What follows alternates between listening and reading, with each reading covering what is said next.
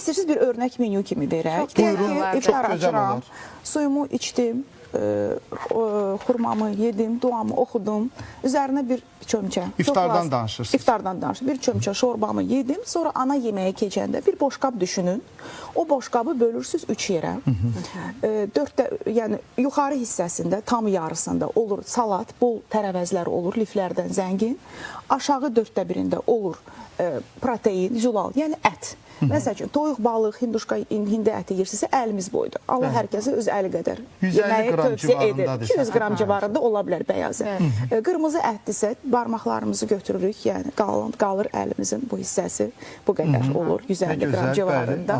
Deyək ki, kotlet və ya köftə yeyirsiniz, restoranındasınız, o zaman ovucunuzun içi boyda.